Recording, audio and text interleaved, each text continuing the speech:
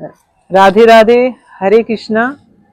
तो क्या आप जानते हैं कि यह पावन पर्व बसंत पंचमी का जो 23 जनवरी को है, यह हमारे सनातन धर्म में इतना क्यों विशेष है और किस कारण से इसको मनाया जाता है और इस दिन से क्या क्या नया प्रारंभ हो जाता है और हमारे आसपास के वातावरण में भी काफ़ी बदलाव देखने को मिलने लगता है।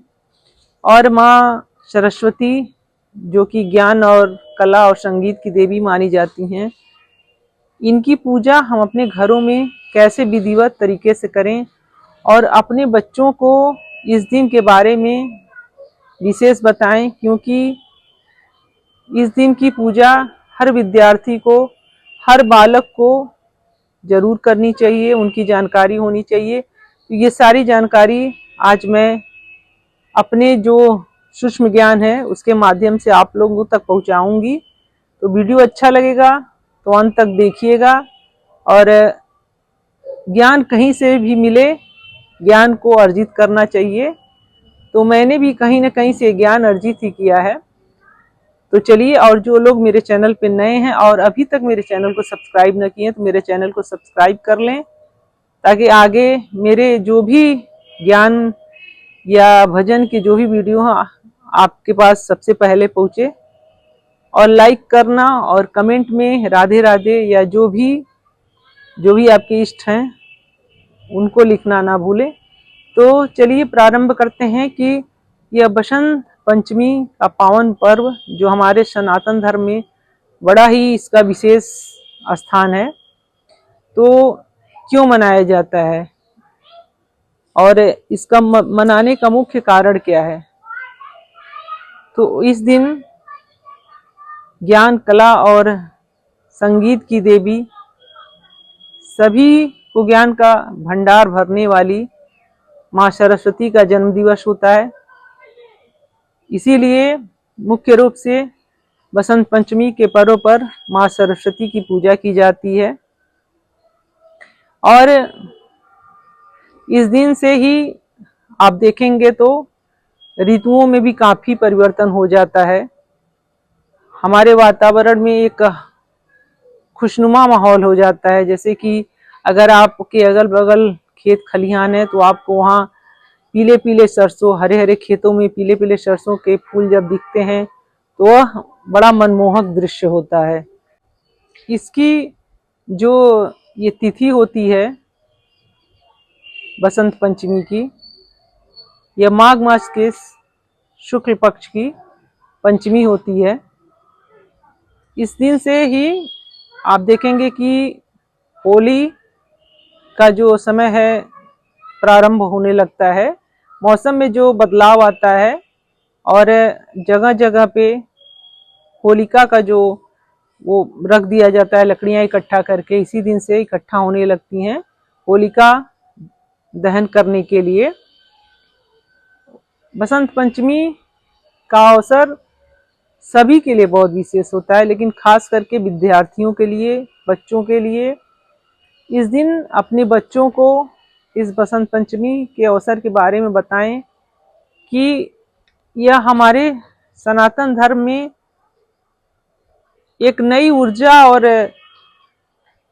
नई दिशा को लेकर बसंत पंचमी का पर्व आता है।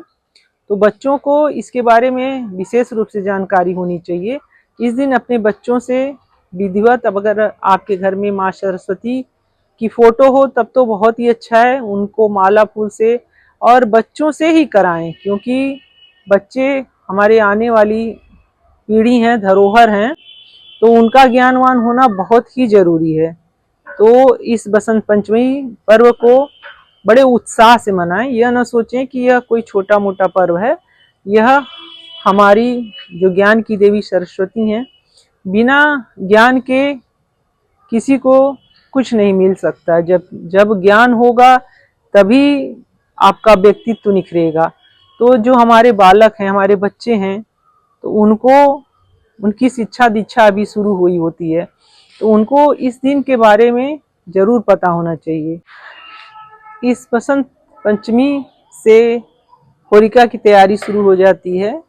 इस दिन से होली लगभग 40 दिन रह जाता है और हमारे प्रकृति में एक वातावरण जो होता है इस दिन से भी काफी बदलाव आ जाता है। ठंड हल्की हल्की कम होने लगती है और तो ये ऋतुओं का बदलाव तो हो ही जाता है, लेकिन मुख्य इस बसंत पंचमी को मनाने का मुख्य कारण यही है कि यह माँ सरस्वती का जन्म दिवस होता है इस दिन, और माँ सरस्वती की पूजा हम सभी को करनी चाहिए, चाहे वह बड़े हों या बच्चे हों, क्योंकि ज्ञान की जरूरत तो सबको होती है। तो चलिए आने वाले इस 23 तारीख को, जो कि हम लोगों का पावन पर्व माँ सरस्वती का जन्म दिवस बसंत पंचमी है, तो जिससे जितना हो सके इस दिन पीले वस्त्र धारण करें और माँ सरस्वती का फोटो रख के उनके ऊपर भी पीला माला फूल जो भी है अर्पण करें। इनको भोग प्रसाद में अगर पीला ही कोई मिष्ठान भोग लगाएं, और अपने बच्चों से तो इस दिन पूजा पाठ अवश्य कराएं। तो चलिए, काफ़ी कुछ बसंत पंचमी के दिन से बदलाव हो जाता है, तो आप लोग भी जिससे जो हो सकेगा इस दिन पूरे तन मन से विधिवत माँ सरस्वती की जयंती जन्म दिवस को मनाएं। हम लोग तो गायत्री परिवार के हैं, तो हम लोगों में तो इस दिन सुबह यज्ञ होता है और शाम को दीप यज्ञ भी हम लोग करते हैं, क्योंकि गायत्री सावित्री एक ही हैं। तो हम लोग में तो बहुत ही विधि विधान से पूजा होता है। हम लोगों में क्या, सभी को हमारे सनातन धर्म में जो लोग भी जिस भी संस्था से जुड़े हैं, तो माँ सरस्वती का सभी को उस दिन पूजा करना चाहिए। और जिस संस्था से मैं जुड़ी हूँ गायत्री परिवार से, तो उसका यहाँ पे भी जौनपुर से अगर आप जो लोग भी वीडियो देख रहे हैं, तो जज कॉलोनी में स्थित भक्ति प्रज्ञा पीठ है।